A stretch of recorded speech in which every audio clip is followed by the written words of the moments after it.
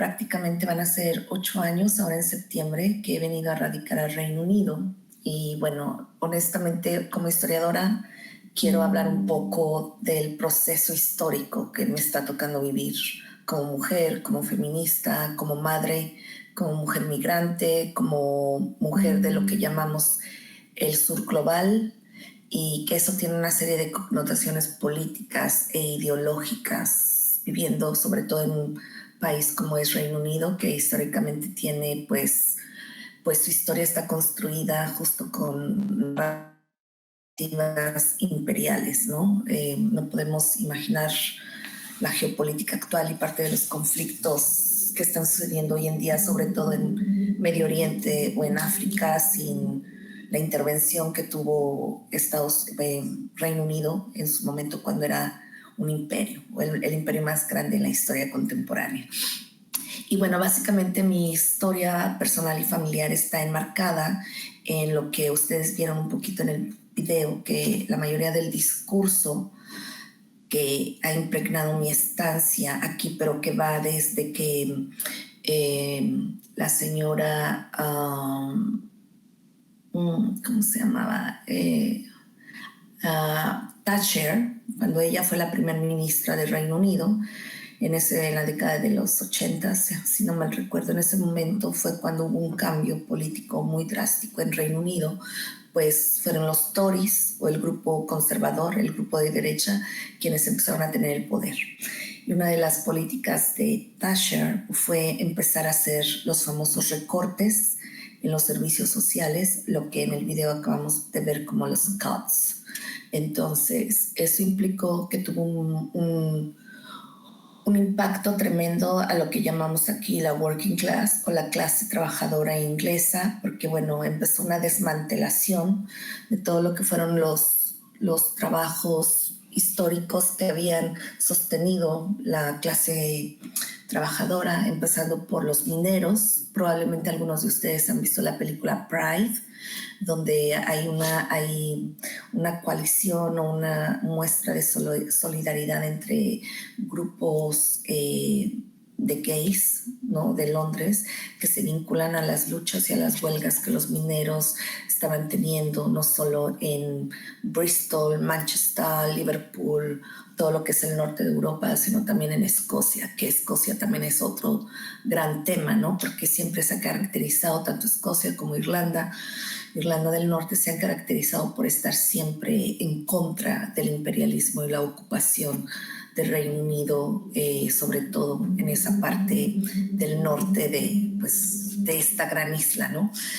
Entonces, con Thatcher empezó la desmantelación de una serie de servicios sociales y eso implicó que minerías se cerraran, trabajos, por ejemplo, fábricas, ¿no? Porque antes había productos nacionales que se hacían aquí en Reino Unido, pero con la desmantelación de todo esto y el cambio político después de la Guerra Fría, donde pues básicamente todo empezó a manufacturarse en países de Europa del Este y en China, pues los espacios donde se producían, por ejemplo, partes de carros o la mina, ¿no?, que el carbón era algo muy importante, sobre todo desde la Revolución Industrial, pues cuando las minas colapsaron o se cerraron, porque las uniones o las unions, los sindicatos aquí eran muy fuertes, y claro que una forma que hizo Theresa May de despolitizar fue básicamente un proyecto de derecha, de los Tories, de despolitizar y de lo que llamamos romper el tejido social que se venía viviendo, sobre todo en espacios donde había mucha presencia de la clase trabajadora muy bien organizada, como eran básicamente los mineros o los trabajadores de fábricas. Empezó entonces esa desmantelación con una serie también de despidos masivos, privatización, por ejemplo, de servicios públicos, como fueron en su momento los gimnasios o las albercas públicas, que eran parte como del bienestar comunitario y lugares donde la gente iba a hacer comunidad. También empezaron a cerrarse todo lo que fueron servicios para la juventud. En este país, básicamente, hay mucho la presencia de los clubs de la juventud o lo que llaman youth clubs, juega un papel fundamental, sobre todo para poder involucrar a jóvenes que están lo que llaman aquí. Voy a estar empezando a usar como cierto lenguaje en inglés, porque aquí lo conocí así, y entonces voy a intentar explicarlo en español. Eh, Cuando empezaron entonces a intentar que los jóvenes de la working class pudiesen, que estaban en disadvantage, lo que se llama en desventaja, pues fueran a youth clubs, para que a través de los youth clubs, si es que no continuaban la educación formal, pues pudiesen adquirir ciertos skills o habilidades para el trabajo. Y eso de una u otra forma también mitigaba que no hubiera tanta desigualdad social. La otra cosa, y eso empezó a desmantelarse, así que los jóvenes, sobre todo los hombres, empezaron a perder ciertas oportunidades para no solo para relacionarse de una forma sana entre hombres, por así decirlo, sino también para generar como la competencia por tener trabajos, aunque fuera precarios, sobre todo esto en el norte de Inglaterra, que es una población históricamente con grandes problemas de pobreza. Y una de las cosas que también hizo a Margaret Thatcher fue que empezó a desmantelar todo lo que fue el housing o todo lo que se llama, el housing o la vivienda, porque, bueno, este país tiene una tradición que cuando construyó su estado de bienestar, como en varios países de Europa, pues a la gente que venía también de la working class, migrantes o refugiados, o incluso gente, pues sí, que migraba de diferentes partes de Inglaterra hacia Londres, o gente que era pobre, pues se les daba vivienda que el Estado de una u otra forma solventaba. Hasta la fecha sigue siendo así, pero es mucho menos. Ahora, por ejemplo, antes nadie se quedaba sin casa y ahora tenemos un problema muy fuerte de personas sin vivienda. Entonces eso se tiene que ver también a que cada vez hay un recorte para eso, y una de las cosas que hacía la política, sobre todo de los laboristas en Reino Unido, era que, por ejemplo, en barrios ricos construían una serie de edificios con departamentos dedicadas solo para el public housing. Entonces ahí metían gente para vivir con apoyo del gobierno, que pues básicamente estaban como en desavanche, y eso ayudaba según a mitigar un poco la desigualdad social. Todas las políticas que se implementaron en el estado de bienestar después de la Segunda Guerra Mundial con la reconstrucción de este país, pues básicamente empezaron a ser desmanteladas en la década de los 80 con Thatcher. Y digamos que uno de los primeros movimientos de protesta ante esos recortes fue el movimiento punk, ¿no? Estas revoluciones contraculturales, en los movimientos rape, ¿no? Donde habían fiestas clandestinas, donde la juventud tenía todo el tiempo u oportunidad de reunirse y vincularse. Y bueno, fue interesante porque pues eso también generó poco a poco una ideología de empezar a ver al migrante, o a lo que llaman acá, que tiene muchos significados, pero a gente que iba, sobre todo de lo que se conoce como la Commonwealth, ¿no? Todos estos países que un día fueron colonias de Inglaterra y que después de ser abolida, por así decirlo, la política real o de intervención real en los territorios, pues se daba oportunidad que gente de la Commonwealth viniera acá a vivir, pero siempre si fueran, ¿cómo se llama?, trabajadores calificados para trabajar sobre todo como enfermeros, limpiadores, en el transporte público, como pueden darse cuenta, trabajos de primera necesidad, pero que también dentro del mercado laboral en este país podríamos decir que son trabajos precarizados, porque la mayoría del salario es el mínimo, y esto no, con toda la desmantelación de los sindicatos también, pues es a veces muy difícil. Y además no solo de eso, sino por el racismo estructural que caracteriza este país, pues también eso ha generado que todo este proceso de desmantelación del estado de bienestar esté vinculado a una ideología que hoy en día, dentro de los estudios decoloniales, se ha llamado the white supremacy, ¿no? La idea de la superioridad blanca. Entonces, claro que cuando uno revisa eso, la sociedad británica, sobre todo la sociedad británica blanca, que físicamente pasa y es blanca, pues tiene lo que llaman acá un entitlement, la idea de que son superiores por el hecho de que a lo mejor sus ancestros, pues pueden demostrar que siempre han sido ingleses, que participaron, por ejemplo, en las guerras, en la Primera y la Segunda Guerra Mundial o en alguna misión en los tiempos de la colonia, o que pueden demostrar que ahora ya es más una vergüenza que un orgullo, que sus antepasados estuvieron vinculados, por ejemplo, al negocio y a la trata de la esclavitud y que se beneficiaron de esos procesos. Entonces siempre ha habido esta idea de que la gente blanca es superior, ¿no? a todos los territorios que colonizaron. Entonces, para ese tipo, o para los que no son blancos ingleses, que ahí me incluyo yo, hay una caracterización que viene a través del lenguaje, que el lenguaje es muy político y muy violento. Y ahí es un poco lo que a mí me tocó vivir, porque con este proceso de desmantelación de los servicios sociales y con esta ideología racista contra gente que venía de la Commonwealth o de otros países, cuando China se abrió, cuando Europa del Este se abrió y antes de que empezaran estaban las negociaciones para que Inglaterra fuera parte de la Comunidad Europea y que se abrieron las fronteras, pues claro, podían ir europeos, pero había también esa clasificación de europeos. Los franceses, los alemanes, los italianos pasaban como white Europeans. Mientras que, por ejemplo, los blancos o los europeos de Europa del Este pasaban también como blancos, pero eran más catalogados también como mano de obra.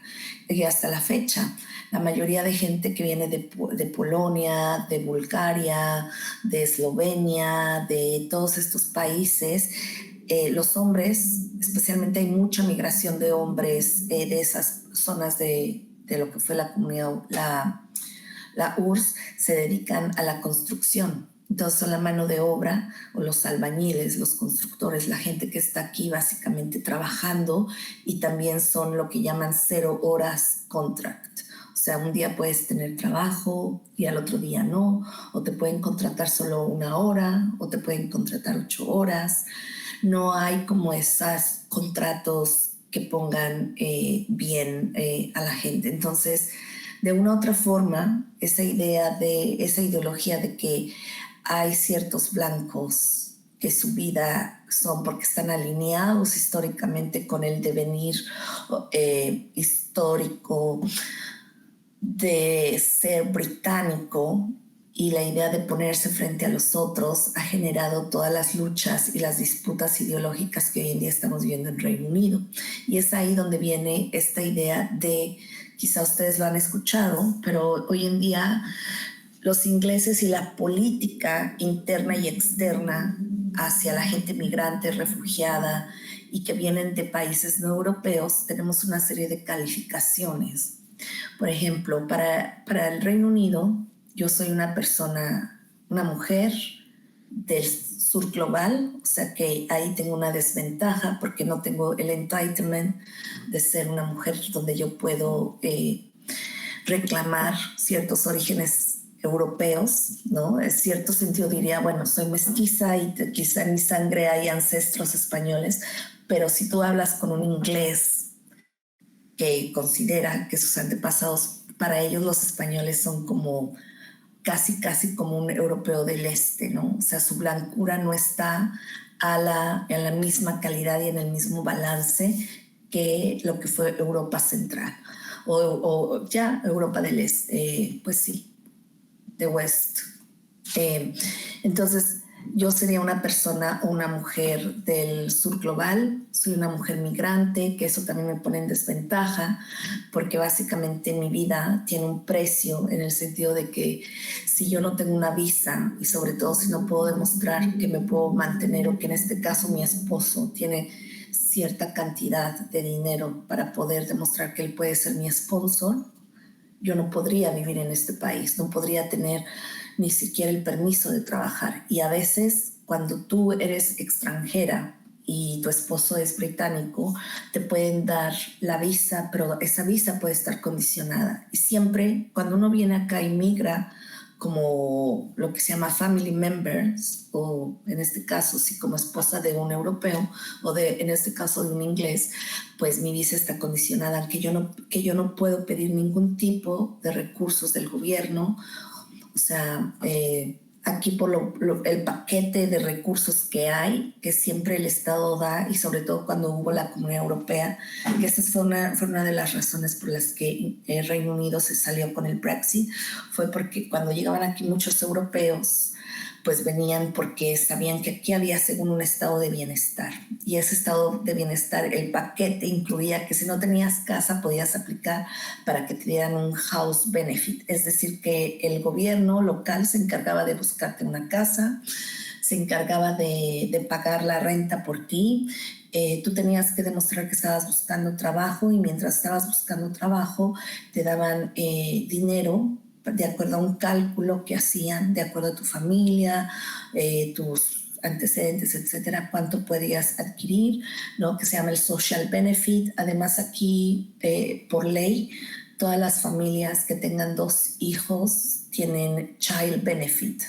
Entonces el child benefit, o sí, el beneficio de la niñez, que es una ayuda mínima, se quita o cuando ya alguien va a la universidad. Pero ese también es otro tema, porque cuando, sobre todo si sigues estudiando, pero si un joven o un adolescente decide no estudiar o ya no puede estudiar por cualquier razón, el gobierno inmediatamente recorta esos recursos y ya no hay. Por eso es que hoy en día hay mucha pobreza entre la juventud, porque a veces muchos jóvenes que vienen de familias pobres o de familias de lo que llamamos de comunidades negras o racializadas, como soy yo, como es mi comunidad, como son mis hijos, podrían mis hijos estar en riesgo de, si ellos de repente, no sé, yo ya no puedo trabajar, su padre tampoco, y necesitamos seguir pagando todo lo de la casa, y mi hijo que tiene 17 años decide que a lo mejor ya saliendo lo que él está en el college, que sería el equivalente a la preparatoria, a lo mejor si él decidiera y dice, bueno, ya no voy a la universidad, el gobierno inmediatamente cortaría el servicio o el beneficio y pues mi hijo entraría directamente ya a lo que sería la fuerza laboral en este país, en unas condiciones laborales de mucha precariedad. Pero si él decide ir a la universidad, aquí la universidad no es gratis. El gobierno te hace un préstamo que cuando tú empieces a trabajar te descuenta directamente de tu salario sin preguntarte. Entonces la mayoría de las nuevas generaciones, y esto fue gracias a Thatcher, la mayoría de las nuevas generaciones desde los 90 para acá son generaciones totalmente endrogadas por haber estudiado. Entonces son generaciones que básicamente saldan su cuenta con el gobierno después de 3, 4 años, y después de eso las nuevas generaciones ya ni siquiera sueñan con tener una casa propia porque ahora el mortgage es carísimo, los salarios están muy mal pagados y con toda la crisis con el Brexit y el COVID, ahora ser joven en Reino Unido está siendo todo un tema muy complejo porque están perdiendo o se están cerrando muchas puertas por este desmantelamiento también del sistema social. Entonces es interesante porque de una u otra forma el ser blanco siempre te va a llevar a tener la ventaja en este país y en cualquier lugar del mundo. Y bueno, nosotros lo sabemos que cuando van europeos a México, a América Latina, siempre está esa prioridad, ¿no? Porque está la idea de que el blanco es mejor, antes de que realmente estuviéramos muy metidos dentro del discurso de colonial. Pero para acá, volviendo un poco al tema, yo formo parte de esa gran mayoría de gente migrante, de outsiders que han venido al Reino Unido, y entonces el gobierno a mí pues me pone, y los servicios me pueden calificar como mujer del sur global, mujer migrante, o la otra cosa es que también el gobierno me ha racializado en el sentido de que siempre que hay un formato para llenar, una de las preguntas es cómo me identifico étnicamente. Y bueno, la población latinoamericana aquí en Reino Unido es todavía muy pequeña en comparación, por ejemplo, con la migración latina que hay en Estados Unidos o Canadá. Entonces aquí somos un poco no invisibles, pero somos minoría de la minoría y no aparecemos en ningún registro. Entonces yo tengo que poner en other, tengo que poner Latin American background. Entonces ahí el gobierno me está racializando porque hay una serie de blanco británico, blanco europeo, other white y así black Caribbean y una serie de pues sí, de lista, y como no quepo en ninguna, pues me voy al final. Entonces lo que hace ese discurso es que me está racializando al tratar de meterme dentro de una categoría racial donde no hay y que para eso yo no existo.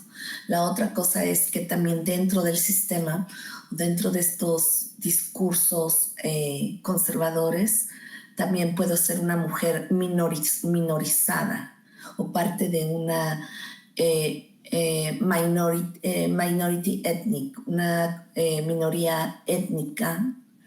Y bueno, y eso es todo un juego súper interesante porque, por ejemplo, yo llevo ya 8 años trabajando en el sector de lo que llamaríamos en México de las charities o de las organizaciones, pero aquí trabajo en el sector que es para prevenir y trabajar contra la violencia basada en el género, especialmente trabajando con mis comunidades. O sea, yo para el gobierno tengo una gran desventaja en el discurso, digamos, cuantitativo, porque en realidad para ellos soy como inexistente, pero justifican mi presencia aquí poniéndome esta serie de caracterizaciones políticas donde no hay ninguna política pública que me respalde a mí. Si me llega a pasar algo como mujer migrante, como mujer del sur global, etc. Pero eso, mi diferencia racializada, puede ser interesante a la hora que yo empecé a buscar trabajo, porque yo pude encontrar trabajo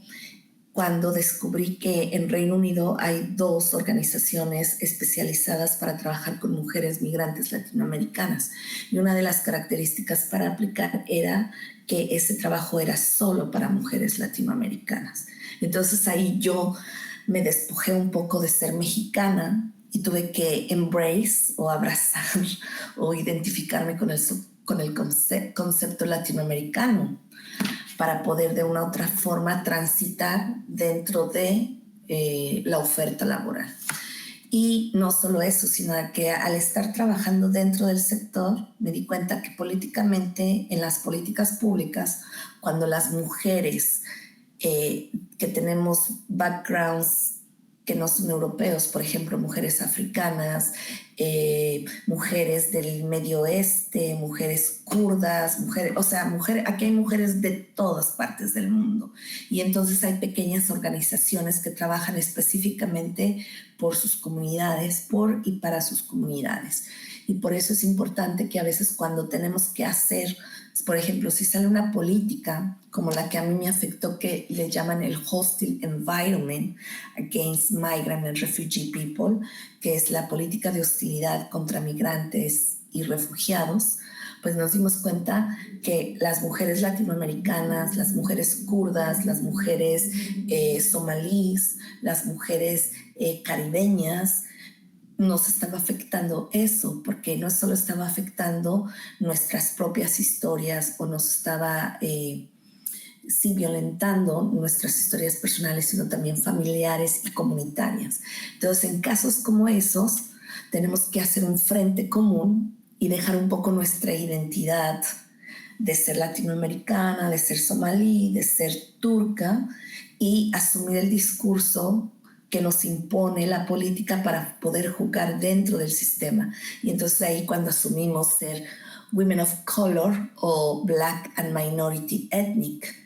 Pero eso es interesante porque hoy en día, con todo el discurso decolonial, con todo el discurso antirracista, con todo el discurso de reparative justice, justicia reparativa, las mujeres negras de origen caribeño y africano son las que están en la frente de lucha, cambiando todo ese lenguaje para denunciar que ese lenguaje es violento, porque la idea cuando alguien te dice aquí negro, black, no tiene la connotación, por ejemplo, que tenemos en México, que decir negro es algo muy fuerte, porque nuestra cultura mexicana y latinoamericana del mestizaje está basada en la antinegritud.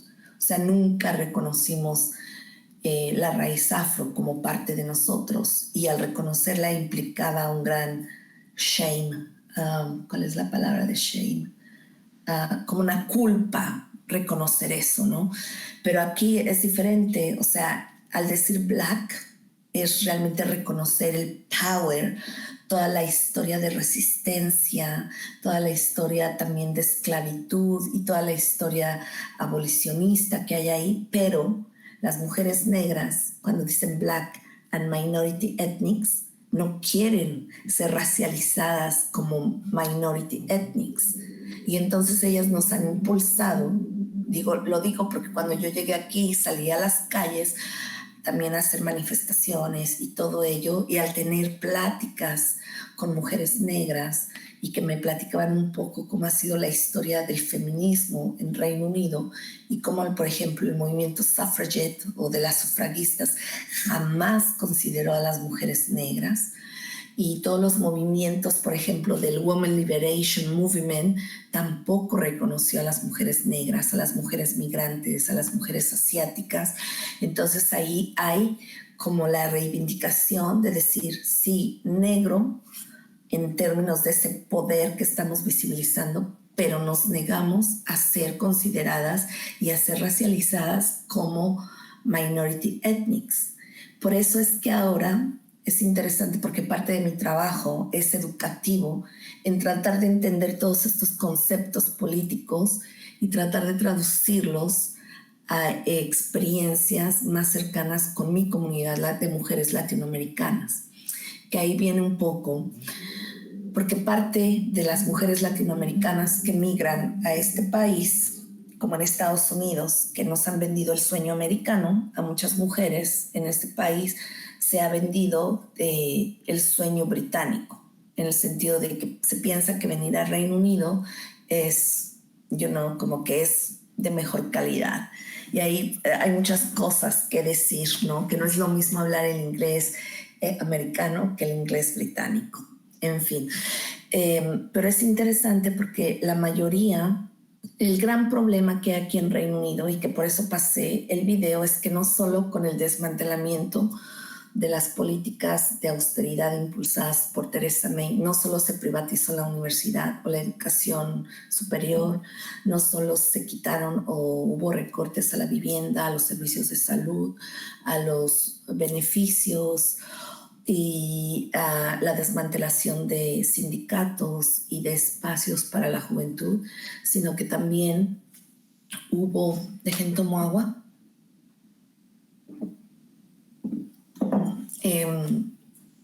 ¿qué les iba a decir?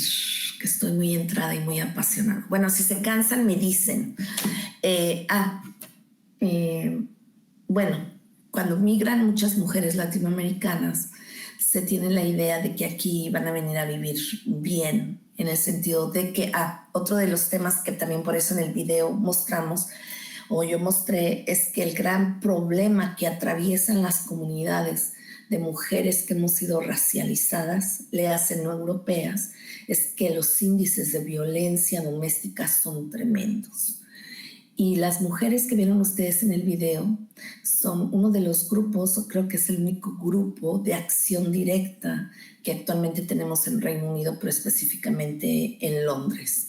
Y son esta nueva generación de feministas que son como la generación Z, X, no sé, yo todavía soy millennial, no sé cuál es, pero esas chicas están entre los veintitantos y están politizadas porque ellas vieron como sus padres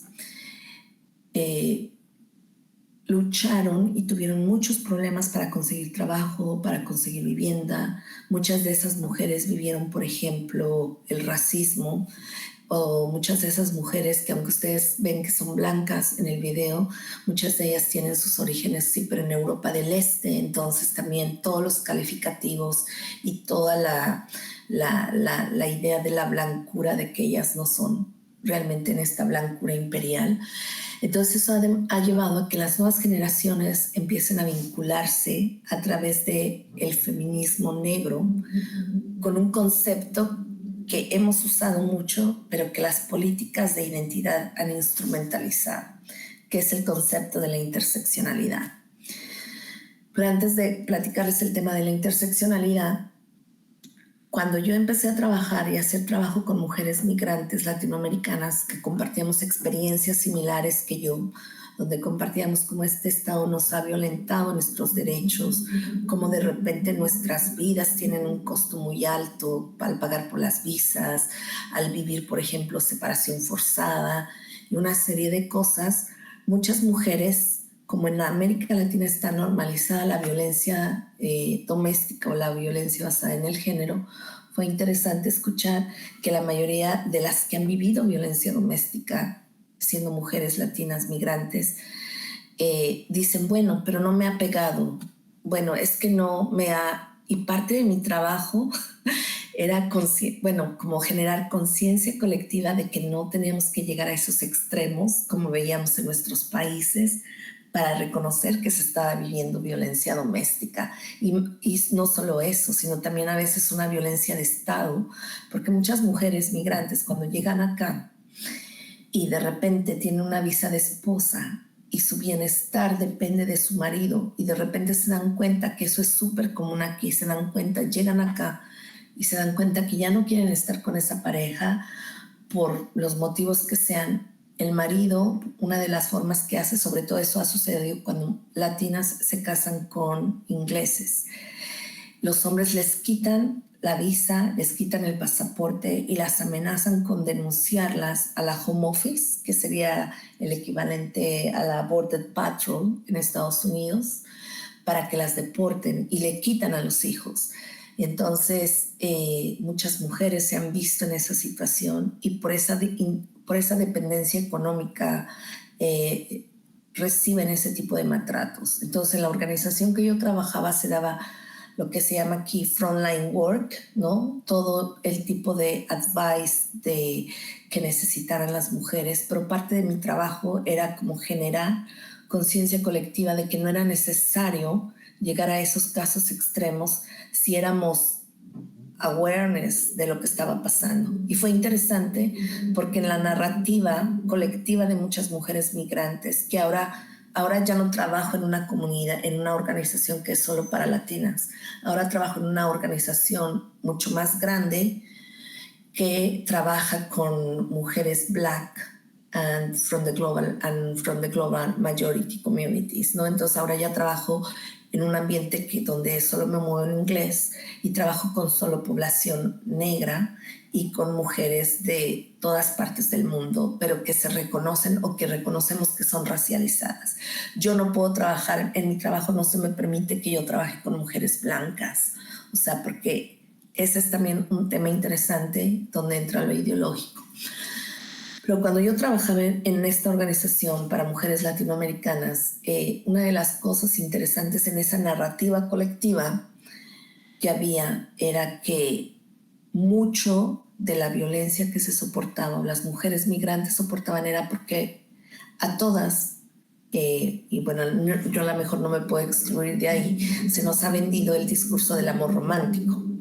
Y entonces, en nombre del amor romántico, es que tú abandonas tu país, tú abandonas todo lo que habías hecho, tu carrera, todo, porque piensas que casarte con un europeo, pues vas a vivir mucho mejor y todo. Y de repente, pues te das cuenta que no. Y es interesante porque mi amiga, la cónsul de México, que ahorita ya la cambiaron para otro consulado, me decía, Yael, porque ya luego me canalizaba casos de mexicanas y me decía, Yael, es increíble que muchas mujeres están viviendo violencia porque fueron de vacaciones a Cancún y conocieron a un inglés blanco de working class que fue y estaba pasando sus vacaciones en Cancún, y por la barrera del lenguaje, cuando ellos le decían I am a builder, o sea, soy, que literalmente sería soy un constructor, las mujeres pensaban, este hombre tiene su compañía, tenía una constructora, pero acá ser builder es ser un albañil. Entonces muchas mujeres se casaron con albañiles que conocieron en periodos de vacaciones y por eso abandonaron todo, carrera, familia y todo. Y cuando vinieron a vivir acá se dieron cuenta que, bueno, el builder era violento, borracho, gastalón con el dinero, amenazador, todo ese tipo de cosas. Entonces, trabajar toda esa educación basada así en el género, de lo que tiene que ser la mujer, de lo que tiene uno que sacrificar, de lo que implica el amor romántico y pasar un poco a entender cómo luchar por nuestros derechos como mujeres migrantes, tanto en el espacio público y privado. Fue una experiencia muy interesante porque muchas mujeres les costó trabajo, pero también otro de los grandes retos a los que se enfrentan las mujeres migrantes, sobre todo latinoamericanas, es que, por ejemplo, si tú migras con tu pareja y ambos son latinoamericanos, es más probable que una mujer tenga trabajo que un hombre. Porque el tema de la masculinidad latinoamericana es, si no me dan el trabajo que yo quiero o para lo que yo me preparé, yo no voy a ser un limpiador. En cambio, una mujer sí está dispuesta por sobrevivir, aunque haya tenido una maestría, un doctorado, pero si no tiene lenguaje y el único trabajo que hay disponible para ella es limpiar oficinas, ella se va a limpiar. Y ahí empiezan las luchas de poder al interior de los hogares donde hay latinoamericanos. Y es por eso que a veces se incrementa la violencia doméstica, porque los hombres ven que eso es un atentado a su masculinidad latinoamericana. Pero también ahora yo lo entiendo desde el feminismo negro, sobre todo leyendo a Bell Hooks, es que a los hombres negros y hombres que han sido racializados, como en el caso de los hombres latinoamericanos, pues básicamente también, como a nosotras las mujeres, se les ha puesto un ideal de masculinidad. Así como a las mujeres se nos ha puesto el modelo de la mujer blanca, europea, siempre bella, que no engorda, que es independiente, que toma sus decisiones, también hay un modelo de masculinidad hegemónica, que es la idea del hombre blanco, atractivo, que es emprendedor, que tiene buen trabajo, que, bueno, puede tener amantes siempre y cuando no le falte a su familia, sea buen proveedor. Entonces el tema de la provisión económica es un tema realmente que a veces pone en disputa las ideas tradicionales de género, de lo que es ser hombre, de lo que es ser mujer. Y para eso, si le agregas estas otras capas identitarias de ser migrante, de tener educación o no, qué acceso te puedes tener, entonces eso también genera una serie de situaciones. Por eso es que las comunidades que aquí en Reino Unido, como les digo, nos han caracterizado como Black and Minority of the Global o de la mayoría global, enfrentamos una serie de violencias, no solo del Estado que nos rechaza y nos asocia con ciertas características de minorizarnos, ¿no? Y que es básicamente un discurso colonial ideológico para hacernos creer y hacer creer a la población en general que siempre vamos a estar en desventaja frente a las personas blancas. Entonces, pero también eso, cuando lo ves más en las dinámicas de relacionamiento entre géneros, sobre todo ese estudio más detallado entre géneros, pues te das cuenta que realmente aquí tienes la oportunidad o de modelar lo que son los estereotipos tradicionales basados en el género o abandonarlos, ¿no? Y por eso es que también mujeres que de repente se politizan, que se acercan al feminismo, pero no al feminismo blanco liberal, sino que entienden cómo funciona la interseccionalidad en términos de que toda la raza, el origen social, las creencias, todo eso siempre están en constante tensión en las relaciones de poder, pueden entender realmente qué está pasando en su vida y tomar decisiones para decir, quiero continuar en esta relación o no quiero continuar con esta relación. Entonces, eso incrementa mucho el tema de los divorcios, sobre todo en la comunidad latinoamericana, que yo lo he visto. Pero a diferencia, por ejemplo, de América Latina, a pesar de todo el desmantelamiento social de los servicios que hay, el trabajar en comunidad y por ejemplo, en estas organizaciones especializadas con ciertas comunidades ayuda mucho para poder rehacer o seguir con tu vida ganando un poco de autonomía económica.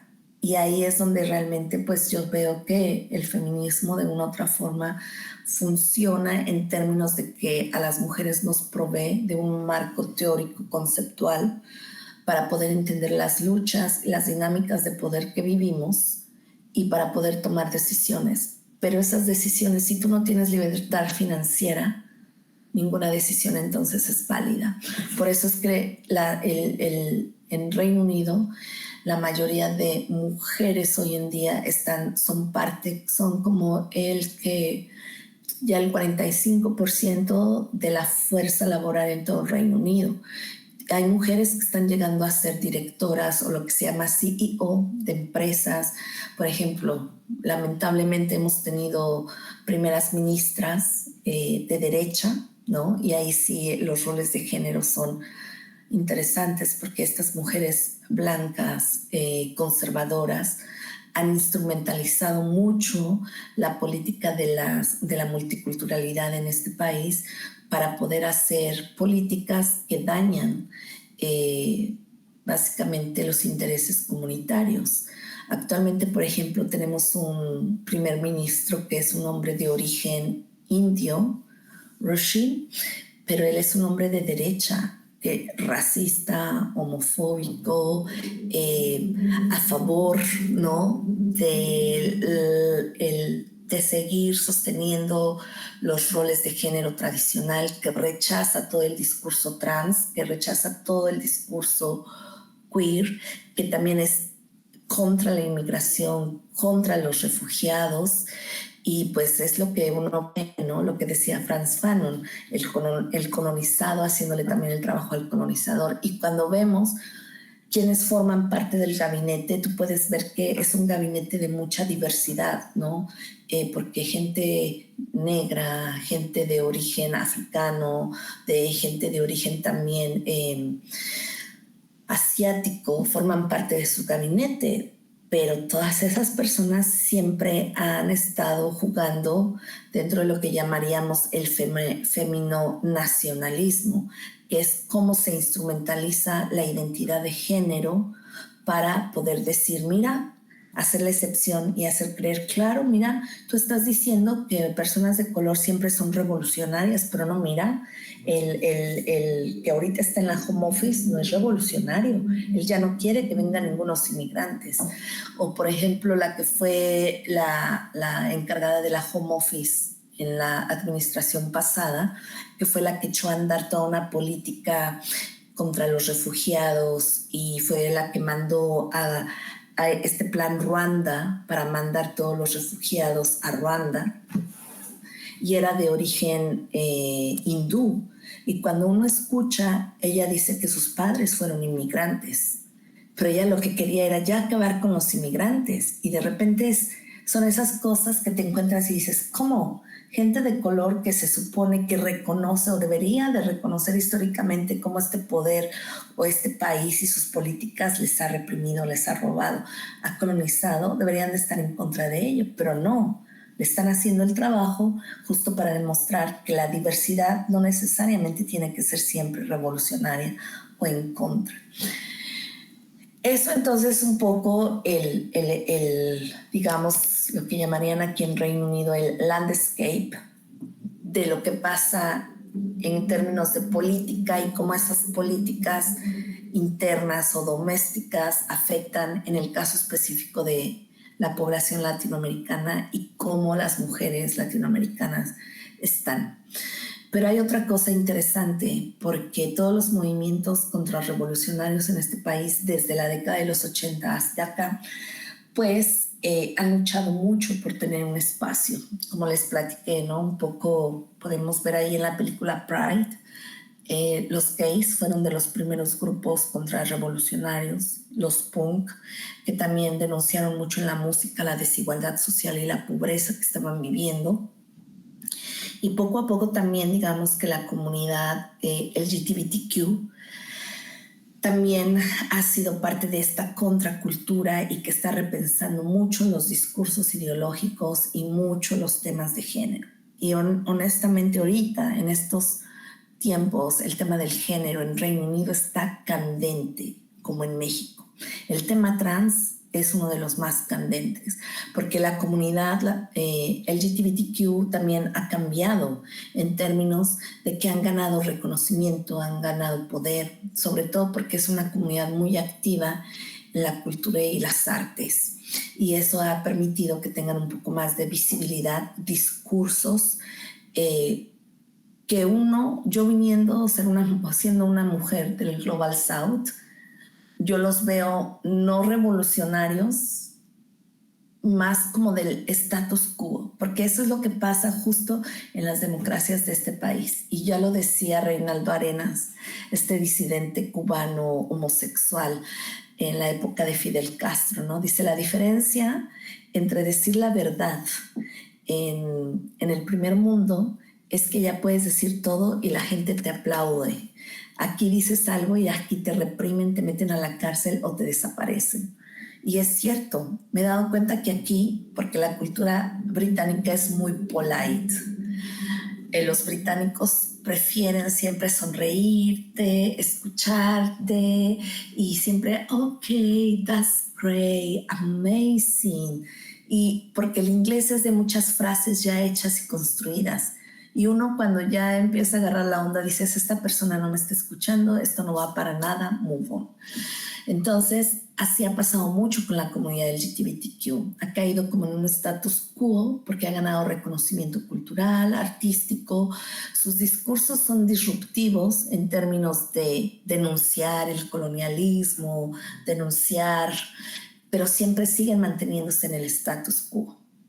Pero esta generación, por ejemplo, las que les mostré en el video, sobre todo este colectivo de Sisters Uncut, la mayoría de ellos o de ellas se reconocen personas queers, personas no binarias, y el hecho de asumir su negritud, su blackness, como parte de su identidad política también es muy importante, porque no es lo mismo ser una persona queer, blanca o europea, porque siempre tienes el modelo basado más justo en los ideales de belleza y de democracia y de libertad dentro del liberalismo que ha sido histórico en este país, mientras que las personas de color siempre están buscando referentes porque son niños o jóvenes nacidos en lo que llamaríamos la diáspora, ¿no? Que se criaron con sus padres, como yo ahora estoy criando a mis hijos, diciéndoles, imaginando el país que yo dejé.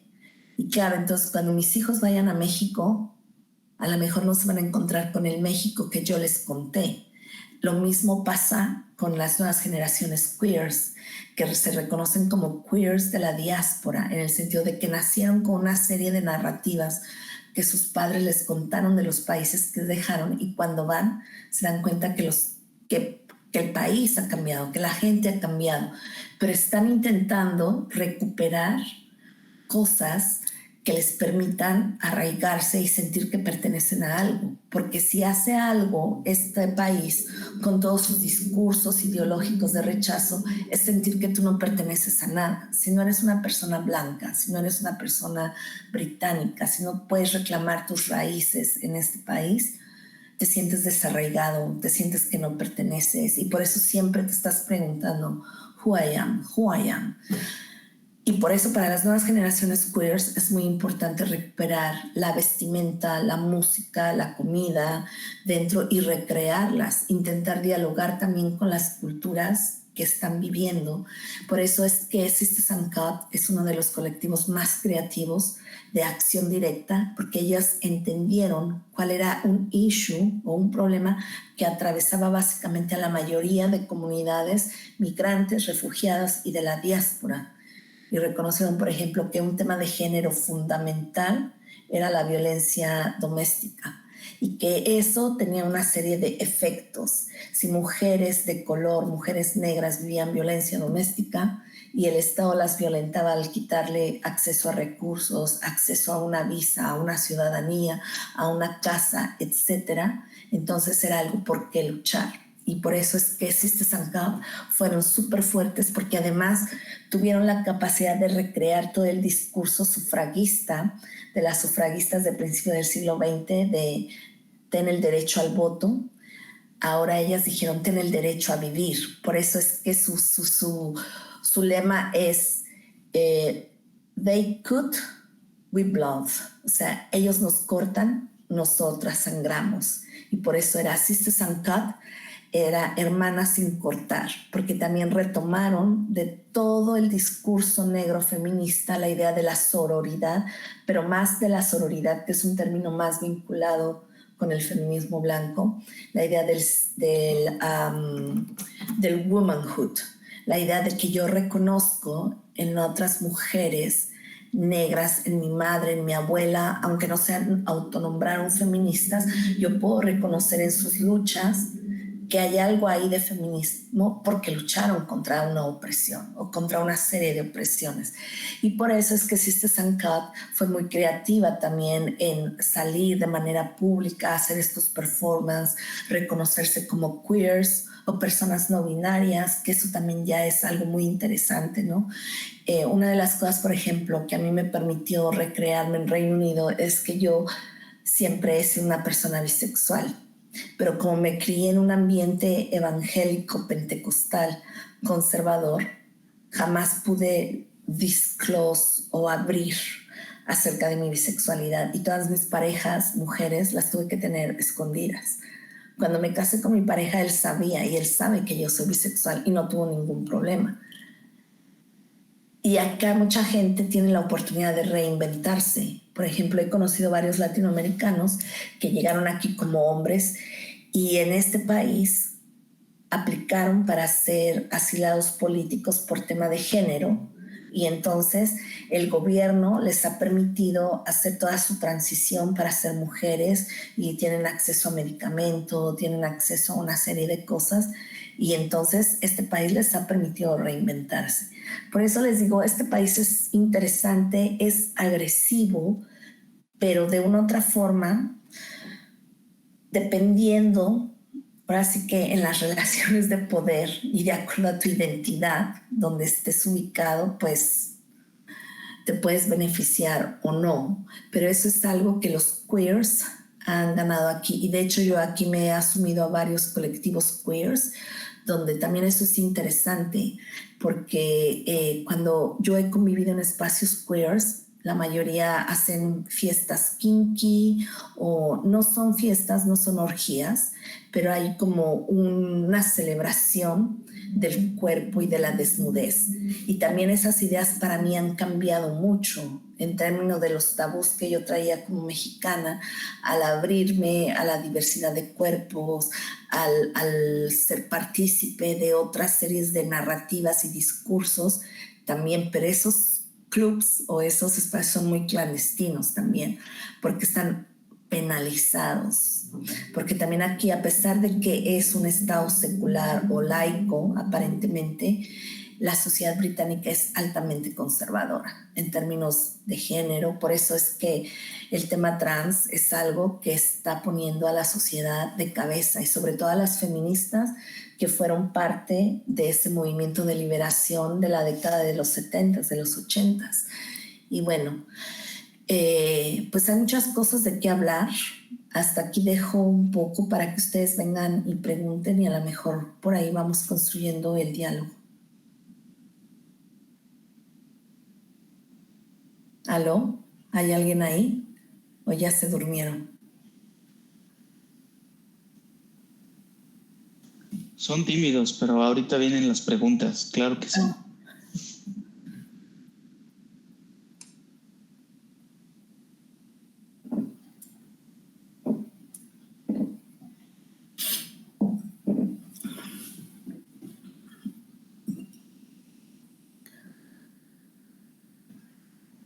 Bueno,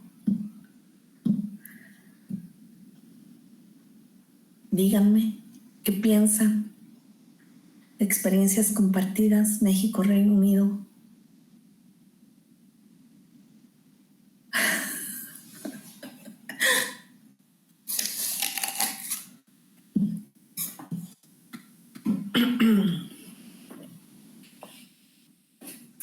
A ver, una primera en lo que se animan. En esta experiencia que nos has contado, no sé si aparezca en tu horizonte algunos mitos en torno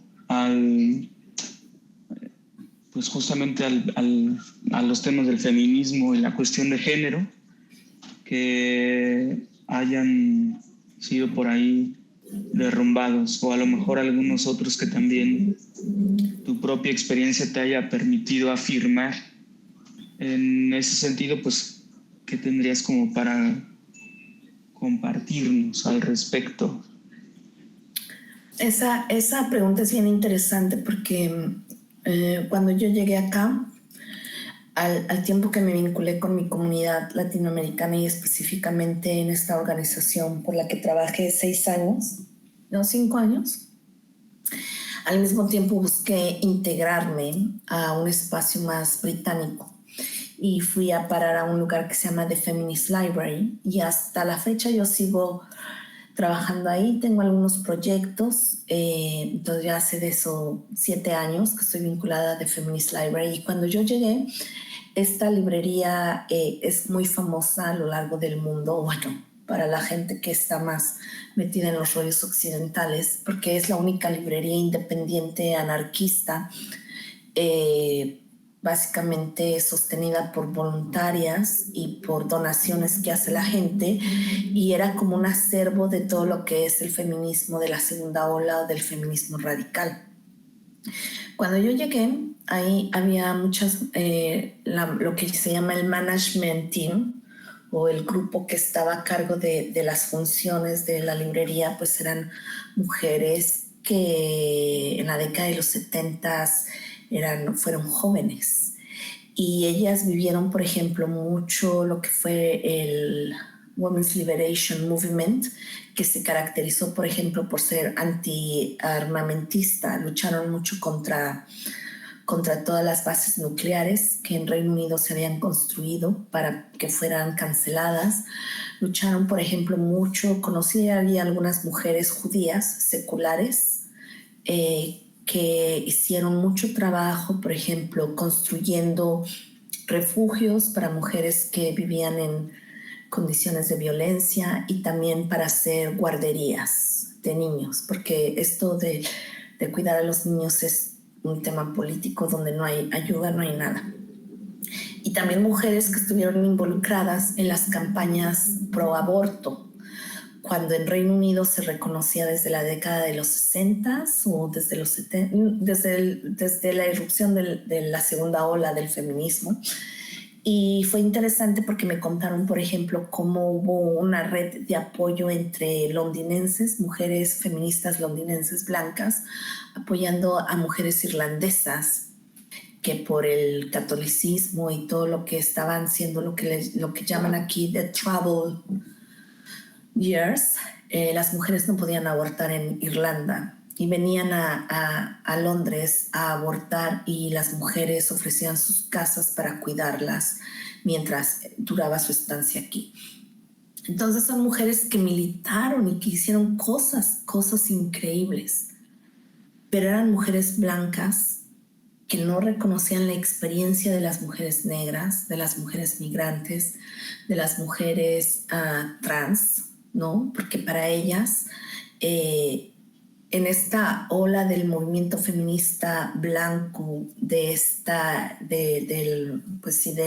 la segunda ola feminista, se caracteriza justo por eso, ¿no? De ser súper radical en el sentido de poder generar pues políticas que favorecieran a las mujeres, sobre todo en el tema del derecho al cuerpo y a un espacio propio, pero también en ganar la equidad o la igualdad en términos del mercado laboral con los hombres. Y algunas mujeres lo lograron, ¿no? Algunas de esas mujeres no solo estaban en la The Feminist Library, sino también son académicas y hacen investigaciones y pertenecieron al sistema, al Partido Comunista, Socialista, y unas experiencias muy interesantes, pero ellas no querían y nunca compartieron el poder con mujeres como yo. Entonces me veían lo que se llama aquí desde una perspectiva muy patronizing, ¿no? O sea, de que, ay, sí, oh, ay, qué bueno que viniste, Yael, ay, vamos a hacer esto y aquello. Pero no pasaba más allá, como les decía, ¿no? De la formalidad. Y cuando yo abrí un grupo de conciencia para mujeres latinoamericanas y mujeres racializadas, fue interesante porque yo les decía, chicas, tanto en México como en América Latina, tanto se menciona a Simone de Beauvoir, se menciona a todas estas feministas europeas, ¿no? A Kate Millett y todo ese tipo. Digo, pero cuando ellas estaban teorizando y cuando ellas estaban viviendo sus experiencias, no estaban pensando en mujeres como nosotras. Ellas estaban pensando en mujeres que se parecían a ellas, que compartían sus privilegios y sus opresiones de género, pero que no hacían su análisis desde términos de raza, desde términos de estatus social, etc. Cuando hablaban en sus discursos, se referían justamente, y sus referencias y su enunciación eran para mujeres de ascenso social blanco, que abrazaron el sueño americano, que abrazaron la idea de la democracia y del liberalismo, y de la modernidad, por supuesto, cosa que para muchas de nosotras no nos llegó, porque básicamente vivimos en otros sistemas políticos y en otros sistemas de opresión. Entonces, por eso esos feminismos no nos representan. Eso es muy agresivo decirlo acá, porque es como que no estás reconociendo a quien abrió como el paso. Pero una de las cosas que yo he aprendido de las mujeres negras, por ejemplo, es que ellas me dijeron, Yael, aquí no hay que pedir disculpas de nada. Actualmente trabajo en una organización que es Black Organization, Black Feminist Organization, y mi manager es una chica de Tanzania. Y la otra manager del servicio que ofrecemos es una mujer jamaiquina. Entonces es muy interesante porque yo he estado, cuando mujeres blancas en The Feminist Library tenían discusiones, eran súper agresivas y llenas de groserías. Y bueno, eran muy, muy violentas, que yo no sabía qué decir, ¿no? Me quedaba como en shock. Yo apenas estaba aprendiendo inglés y decía, ¿what? Pero ahora yo veo, por ejemplo, cómo son las discusiones con mujeres negras y hay un respeto increíble. Si te dicen, estoy en desacuerdo por esto y el otro, esto y aquello, pero nunca lo toman algo personal. Y eso me parece que es algo que tendríamos que aprender dentro del feminismo. Un poco más como de lo que llaman aquí la accountability, ¿no? Cómo me responsabilizo como feminista, cómo reconozco mis opresiones y cómo también reconozco los privilegios que ahora tengo para no reproducir más violencia hacia mi otra hermana. Y una de las cosas, por ejemplo, ahora que estoy en esta organización y que trabajo con niñas negras y niñas a Global Majority, por lo regular voy a dar talleres y pláticas a centros comunitarios o a escuelas. Una de las cosas que yo he aprendido ahora a trabajar en esta organización de Black Feminism es que las mujeres negras dicen, estamos cansadas de hacer el trabajo intelectual para las mujeres blancas. Estamos cansadas que las mujeres blancas siempre se lleven los recursos, los méritos, cuando el trabajo, el labor, lo ha hecho una mujer de color o una mujer negra. Y por eso dicen, ya no estamos dispuestas a hacer eso. Y por eso es que ahora las políticas a veces de contratación tienen que ser, o sea, aquí hay una ley que es la ley del artículo 20, donde todos tenemos derecho a aplicar y supuestamente no debe de haber como bias, la idea de que tienes como ahí prejuicios, y entonces por eso siempre se hacen las aplicaciones sin meter currículum, sin meter tu foto, o sea, tú lo metes, e incluso hay muchas donde puedes aplicar de manera anónima, y ya después te mandan entrevista y se haces el examen, todo, es todo un proceso. Eso también me gusta un poco de acá, que no es básicamente con nepotismo, ¿no? O favoritismo de dedazo. Acá a veces sí tienes que, pues, demostrar que eres la persona que puede hacer ese trabajo. Pero la mayoría de estas organizaciones ahora dicen que ese trabajo solo pueden aplicar mujeres negras o de global majority y de preferencia mujeres que hablen 2 idiomas o más. Y antes eso estaba penadísimo. O sea, tú tenías que ser monobilingüe, o sea, inglés, porque por ese entitlement imperial.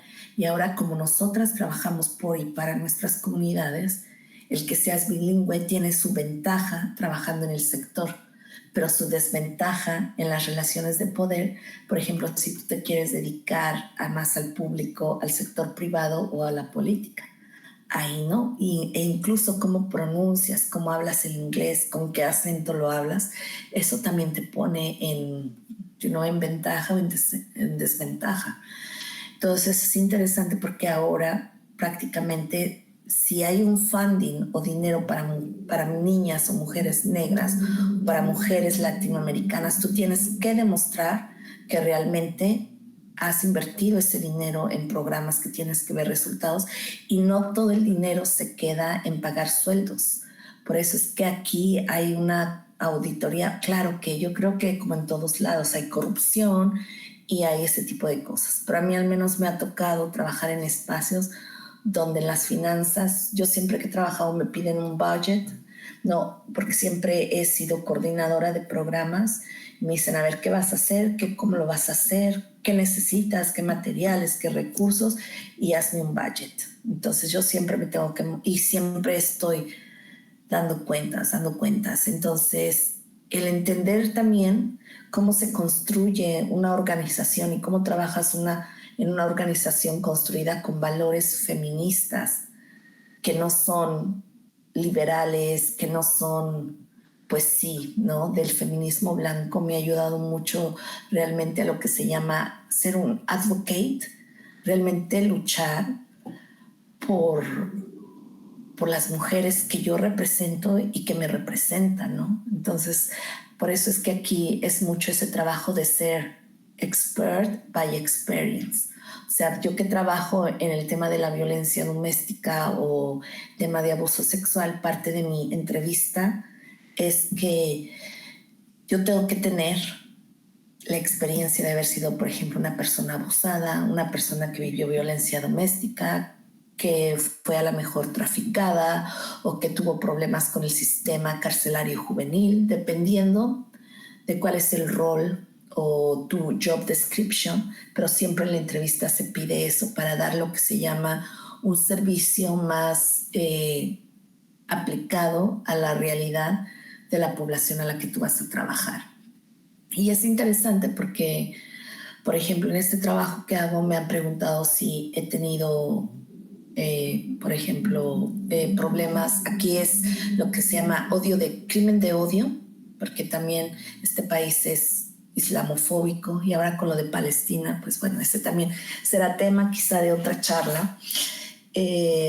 Y bueno, aquí después de lo que pasó del 11 de septiembre y de un atentado que hubo aquí, y de un caso de unas niñas que viajaron de Londres a unirse al ISIS en Siria, la política de hostilidad hacia las comunidades musulmanas en Reino Unido ha sido muy fuerte y hay una islamofobia tremenda. Entonces, como yo trabajo también con población musulmana, yo tengo que tener un conocimiento de los problemas también que tiene esa comunidad. Tengo que tener un conocimiento de los problemas que tiene la comunidad negra, de la comunidad latina, de la comunidad inmigrante.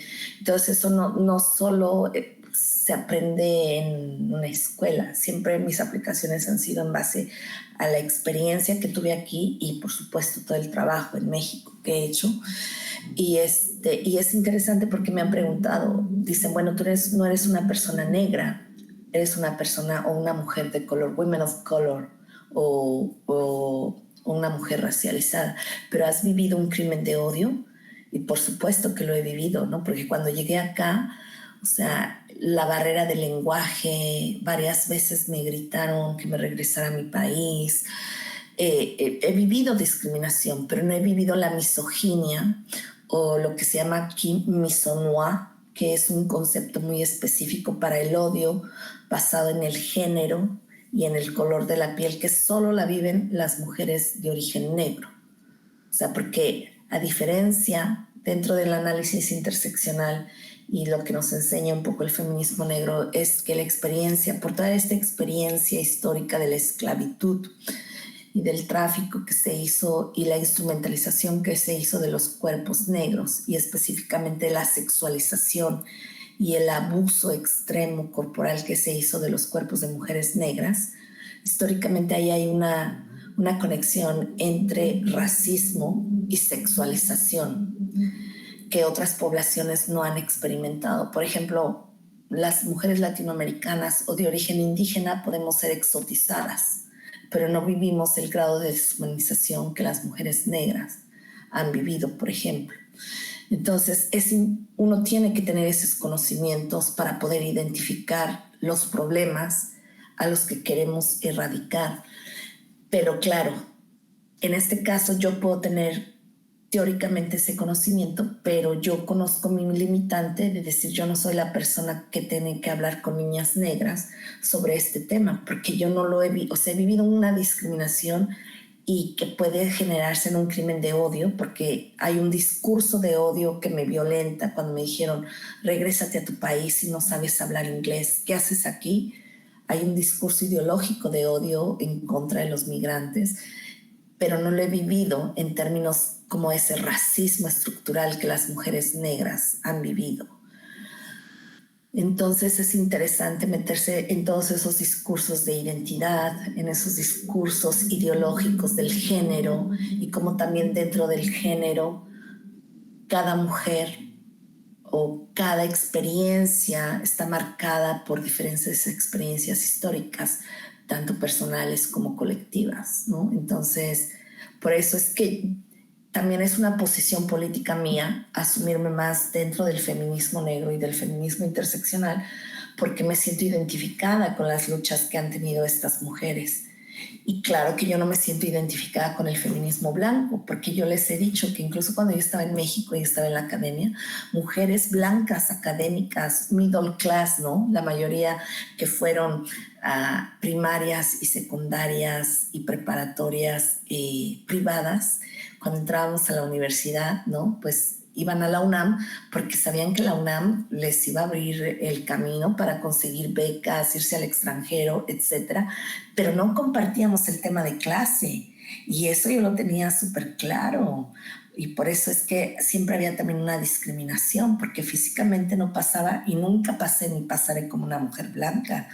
Y el tema de la clase en México, por ejemplo, que yo lo viví, fue muy claro para mí que yo no iba a poder ser académica en términos como yo lo deseaba, porque la mayoría o las que tenían o los que tenían la preferencia eran aquellos que se asumen o que están más alineados a los ideales del status quo y de la blancura. Y yo lo veo acá. Yo no me junto con mexicanas porque la mayoría de las mexicanas que hay aquí en Reino Unido son lo que llamaríamos las white Mexicans, mujeres que intentan asimilar, pasar más por europeas y reconocerse más vinculadas a los valores europeos que a los otros. Entonces no se comportan como migrantes, se comportan como expatriados, porque además el privilegio de haber tenido antepasados europeos y tener un pasaporte donde no tienen que pasar por todos estos chequeos migratorios que yo como mujer migrante tengo, me ponen una desventaja frente a ellas. Pero cuando veo cómo se comportan aquí, digo, yo no quiero y no me identifico con esas luchas. Entonces, por eso es que el feminismo en esta parte del mundo es muy interesante, sobre todo cuando intentas vivir de acuerdo, bajar la teoría a algo más práctico, ¿no?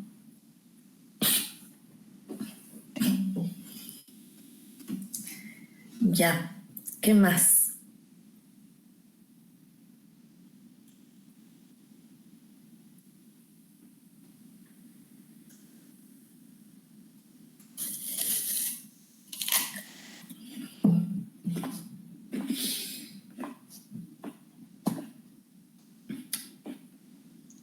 Bueno, si nadie se anima, otra vez yo por acá. Muchas gracias.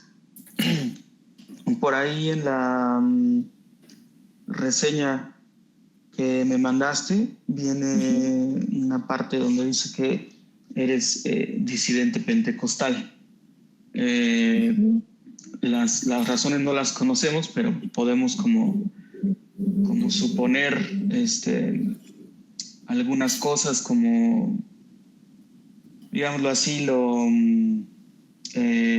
pues anquilosadas que pueden resultar algunas creencias que de alguna manera van impidiendo pues una vida en libertad por parte del creyente, del que participa en la comunidad, como muy, muy grosso modo. Mi pregunta, porque claro, o sea, habrá sus particularidades, pero mi pregunta va enfocada a que si en estos grupos feministas pues te has encontrado eh, con grupos que se asimilen a aquello que quizás pudiste haber experimentado por tu tránsito en el pentecostalismo. O sea, es decir, que se asimilen pues un poco al funcionamiento de la iglesia con sus jerarquías y verticalidades y sobre todo también quizás con algunos dogmas que pudieran ser como pues imposibilitadores de cierto tipo de prácticas de libertad. Claro. Fíjate que esa pregunta es bien interesante porque digamos que mi primer acercamiento al feminismo y a la teología feminista fue en México a través de una teóloga que se llama Marilú Rojas. Ella estudió en Suiza, creo, y luego regresó a México y tuve la oportunidad de trabajar con ella y con un equipo de teólogas locales de manera, porque en México yo trabajaba en el Centro de Estudios Ecuménicos, hacía un trabajo de interfaith, ¿no? Diálogo interreligioso y ecuménico, y bueno, ahí fue donde conocí a César y en todos esos rollos, ¿no? Entonces yo me empecé a cuestionar porque desde mi idea y mis lecturas bíblicas personales que yo hacía, desde niña, pues yo me identificaba más con la idea de una justicia de Dios que yo no encontré respuestas nunca en la iglesia pentecostal. La iglesia pentecostal para mí siempre estuvo llena de normas, estuvo llena de muchas prohibiciones, tabús, ¿no? De esta cultura de la pureza que nos ha afectado tanto para vivir la sexualidad, ¿no? Y denunciar, por ejemplo, los abusos que muchas mujeres y también hombres y niñeces han vivido dentro de las iglesias.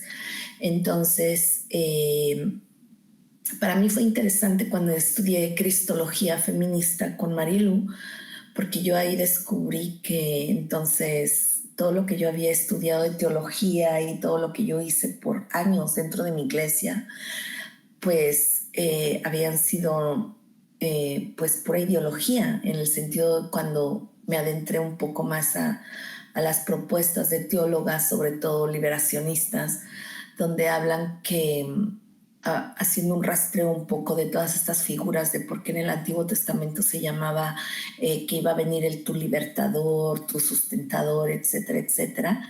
Y de repente cuando analizábamos eso en el griego o en el hebreo y un poco las reflexiones, pues nos dábamos cuenta que nadie iba a ser nuestro liberador, que nosotras mismas éramos nuestras propias liberadoras. Entonces descubrir eso para mí fue como wow, ahora ya entiendo, ¿no? Porque una de las cosas que me hicieron, digamos, que salir de la iglesia fue que yo viví abusos sexuales siendo niña y viví también mucha violencia doméstica por la misma situación, el trauma histórico que nuestros padres vienen cargando, ¿no? Y nunca encontré como que la iglesia para mí fuera un espacio seguro, porque las veces que intenté denunciar siempre fue esta idea de, ay no, Dios es el único que hace justicia y esto. Entonces digamos que mi sed de justicia era tanta que por eso yo creo que desde muy niña me volví activista en el sentido de denunciar las injusticias, de cuestionar siempre cosas que yo veía en la iglesia o de mis padres, etcétera, ¿no? Y cuando llegué a la teología feminista y descubrí que nadie me iba a liberar más que yo misma, en el sentido, ¿no?, de que yo misma al momento de reafirmarme como persona y reconocer todo ese dolor que venía cargando, pero que podía yo transformarlo, fue algo que a mí me liberó bastante. Y creo que yo encontré por ejemplo, en lecturas como Audre Lorde, Gloria Anzaldúa, que comencé a leer un poquito en la universidad, dije, wow, esto es para mí, ¿no? Yo creía que parte de sus discursos me interpelaban, pero cuando yo trataba de compartir eso, siempre era la crítica de Yael, tú eres una mujer mestiza que piensas como negra. Entonces me acusaban. Ahora yo lo entiendo, no me lo decían en ese momento, pero quizá lo que me quería decir la gente en ese momento es que a lo mejor estaba haciendo apropiación cultural de otras experiencias, ¿no? Pero fue para mí interesante, por ejemplo, reflexionar sobre el tema del silencio. Una de las cosas que también debo yo de agradecer mucho es que en ese proceso de asumirme disidente, César Avendaño me acompañó bastante, ¿no? Hablamos bastante de esos temas. Y yo creo que también otra cosa que me ayudó bastante como a decidir romper con la iglesia fue cuando conocí a mi esposo. Él es un hombre, como les digo, británico, pero es un hombre lo que llamaríamos mixed race, ¿no? Un hombre también mestizo, porque mi suegra era francesa y mi suegro era africano de Malawi. Entonces, mi esposo también siempre estuvo buscando a dónde pertenecer. Y por eso es que en México él me decía, yo me siento como que este es mi lugar. Y sí, cuando vinimos a vivir a este país entendí por qué él se sentía como un outsider. Pero cuando yo me involucré con él como pareja y que ya empezamos como, que nos casamos y empezamos a tener una vida juntos, yo todavía estaba involucrada en la iglesia, más como profesora de seminarios. Y recuerdo que había mucha presión social por mí para convertir a mi esposo, ¿no? Era de que yo no podría seguir ejerciendo o no podía tener más, subir en la escala jerárquica si mi esposo no era converso, porque era como, básicamente es una condición para ser servidor dentro de la iglesia, ¿no? Si eres casado, ambos tienen que servir. Y claro, mi esposo es ateo, es anarquista, entonces es como que de repente era como, y recuerdo que siempre que iba a las iglesias y oía los cantos me decía, ya entiendo por qué los pentecostales son bien cachondos, si todas sus canciones son bien cachondas y subliman la idea de Cristo, ¿no? Entonces fue interesante porque ante esa presión social yo un día decidí que ya la iglesia ya no era mi lugar.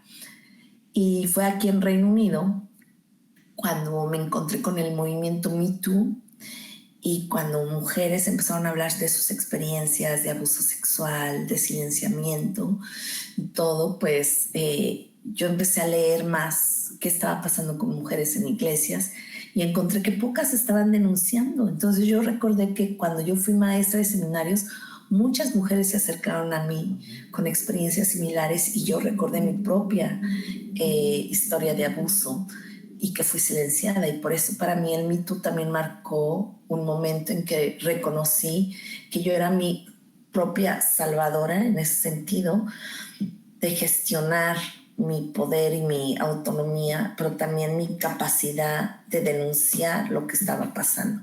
Por eso es que la revista de Feminopraxis me ha servido como una plataforma para poder compartir un poco todas estas cosas que voy descubriendo desde el feminismo. Y yo sí puedo decir que a mí, al menos el feminismo negro interseccional o lo que llamamos los feminismos del sur global me han ayudado a entender muchas de las, me han dado respuestas que yo no encontré ni en la Biblia, ni en la iglesia, ni en mi familia, ni en las comunidades a las que pertenecía en México. Y es interesante porque estando acá, quienes me han promovido más como mujer han sido mujeres negras. Y yo eso lo agradezco mucho porque han sido mujeres negras quienes me han habido la oportunidad de trabajar con ellas y y pues cosas que ni siquiera las mujeres latinoamericanas han hecho por mí, ¿no? Porque hay una competencia, por supuesto. Entonces, ya es muy interesante cómo uno va navegando por diferentes espacios, ¿no? Y cómo vas asumiendo diferentes posturas ideológicas, o lo que dijera aquí en el seminario, ¿no? Militancias. Y de hecho, mi columna en Feminopraxis se llama Militancias y viene de las reflexiones que yo hacía con César cuando él me decía de que todo el mundo aquí somos militantes. Y es verdad. Y más en este capitalismo racial, yo creo que a veces ya no estoy segura que cada quien decide dónde militar. Creo que este sistema está llevándonos y polarizándonos para militar a veces de manera inconsciente, o a veces porque no tenemos o vemos que no hay otra alternativa, y aliarnos a veces con el opresor. O bueno, yo hasta el momento espero no estar aliada con el opresor. A lo mejor un día descubro que sin querer queriendo le hice la chamba a mi opresor, ¿no? En fin, muchas reflexiones hay.